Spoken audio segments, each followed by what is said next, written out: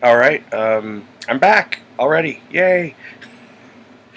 So I posted my first video, and Lisa West Coast reads. Lisa was kind enough to comment on my post, and while commenting, she suggested that I guess she tagged me to do the AuthorTube um, newbie questions. So yeah, why not? Because I do write. Excuse me, and you know what? I love answering questions. So let's get into this. AuthorTube Newbie Tag.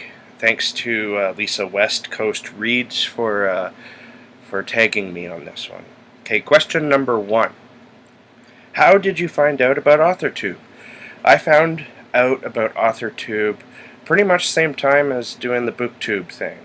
Now, from my understanding, the AuthorTube is a little bit smaller community than the BookTube. BookTube's huge. It's fucking huge. but the AuthorTube's a little bit smaller. But you know, I have some ideas. I was actually going to start another podcast with this, but damn, I do so many goddamn podcasts. Let's stick it all on one channel, one YouTube channel. I think that's a good idea. So yeah, that's how I found it. It's pretty much same time as the BookTube. So what genres do I write in? That's an interesting question. I write in mostly horror and kind of weird fiction. I'm not as good as my favorite weird fiction writers. They get very literary, and I haven't been able to figure that out just yet and how to do that. But you know, everything's a work in progress. But you know, writing strange things, weird stuff, has always come naturally to me. And if you look at my older stories, even they are really kind of weird. and But yeah, actually, you know, I've struggled actually to write typical horror stories, because that's what I always wanted to write. I'm a horror writer, right? And and yet all my stories came out really weird. So, you know, reading your basic horror story and trying to adapt to that type of template was a struggle for me.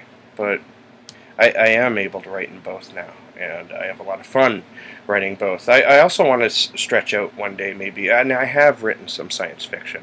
I love science fiction. I'd love to write pretty cool some pretty cool science fiction, especially like the hard science fiction. Not too sure if I'll ever actually be able to do that, because you have to be really fucking smart, and I'm not exactly that. But we'll maybe figure it out one day. What is your question number 3 here? What is your preferred writing tense, point of view, and category of story? An example for that last one: children's, YA, NA, adult, etc. My stories are definitely adult for the last question there. I think, you know, writing in YA would be a lot of fun one day. I read YA, but really it's getting the time to work my way towards that. My preferred writing tense is usually past tense, although the novel that I have written was first person present tense, which was interesting. I think it worked out in the end, but I didn't plan on writing it that way. It just kind of happened, and so I kind of stuck with it. What was the second one? Favorite point of view? That's a tough one to answer for me. I write mostly in third person, so I guess third person. I don't really write first person too much. Every once in a while I will, and you know, when I do write first person, I always personally find it easier to write in, because you're only writing from one perspective, and you can create a lot of paranoia and stuff like that, which is fun. Okay, question number 4. Are you a plotter, a pantser, or a plantser? You know, I don't know what a plantser is. I guess that's a mixture of the two. And if it is a mixture of being a pantser or a plotter, then I am a plantser. I definitely do both. I like discovery, the idea of discovery writing, because it keeps the story fresh for you. But at the same time, I'm terrified that I'm going to lose the script, so to speak. And so I will. What I do typically is I try to figure out what's the beginning and what's the end, and then I work from there. And what I do mostly is, for the most part, I will just start as a pantser, and then I will move on. Once I get about the halfway part, I will start to plot out the rest of the book. So I always struggle with the middle part of any story I've written. The middle part always, I get stuck. You could almost say it's like writer's block. And that's where you get all that terrible, I suck, this sucks, this is shit, everything is shit. Yeah, that's hard to work through, actually. But, I usually do. And then suddenly it's my genius baby again. So yeah, definitely a mixture of the two, the plantser. That's my answer. All right, question number 5. Are you self-published, published, or yet to be published? I am, technically speaking, I'm all three. But I guess I have a short story collection that I self-published. It's called Isolation Stories by Jason White. There's 9 short stories in here, and they were all basically written in the late aughts, early 2010 to 12. I published the book in 2012, 2013, around there. And most of the stories come from that earlier stage of my writing. And my second publication, big publication, I guess, was my novel, The Haunted Country. It was published by a very small publishing company that now no longer exists. They're gone. And so I'm currently shopping it again. So I'm always working on new stuff too, and that's yet to be published. I have some short stories out with various anthologies and magazines and whatnot. I have approximately 20 published short stories, and as today is the 24th of April as I'm recording this, and on the 27th of April comes out, or to be released that day, is the Chud Lives anthology. Chud is that 1987, or I forget the exact year, but somewhere around there, that cheesy horror movie. And Crystal Lake Publishing, they're doing a tribute anthology to that movie. So I was lucky enough to get accepted into that, and you can look for that on Friday, on the 27th, as I mentioned. So there's a little bit of shameful self-promotion there, but hey, it was part of the question, right? Okay. Question number 6. What publishing company, literary agent, and or printing company are you represented by or use? If you're not yet published, what is your dream publishing house and or literary agent? I'm going to stick with the last part of that question because I still, even though I've been writing for quite some time, I still consider my writing career somewhat in the newer stages. Definitely, because I'm not very prolific. But, my dream publisher would be a big, if not a big, New York, one of the New York big publishers. It would be close to that. I don't mind remaining, honestly, in the indie scene. I don't mind that at all, but I wouldn't mind getting, a publishing deal that big. That would be fantastic. And if it never happens, fine. Same with the literary agent. If I ever land a literary agent, I definitely want one of the New York big literary agents, because um, they're educated on the topic. They know what they're doing, and I think if you find the right agent, it can be like a marriage. And then, you know what? A lot of the work that I do, all the grunt work, a lot of that will go away. And I can focus on doing stupid things like this. Not that this is stupid, it's not. It's fun. By fun, I mean stupid. Did I just insult myself and everyone watching this? I hope not. Okay, let's move on before I insult people more. Question number 7. What AuthorTube related videos can we expect to find on your channel? Well, the ideas I was thinking of is maybe hitting straight on some of the issues that I've struggled with, how I overcame them, and just some writing tips, like how to create characters, how to make characters seem realistic, how to structure your plot. Maybe we can even go over the whole pantser, spanser thing, and how to develop your story. I have a few ideas.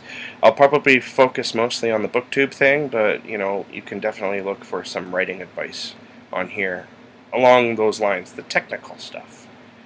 Alright, so question number 8. When did you start writing?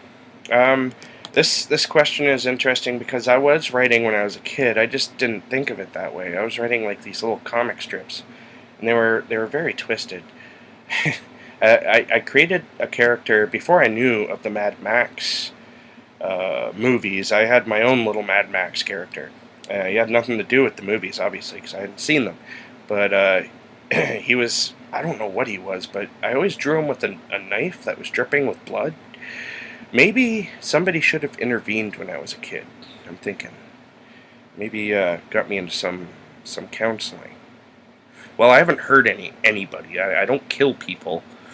Only in my stories do I do that. And I don't want to kill people, so maybe I'm okay. Maybe. Okay.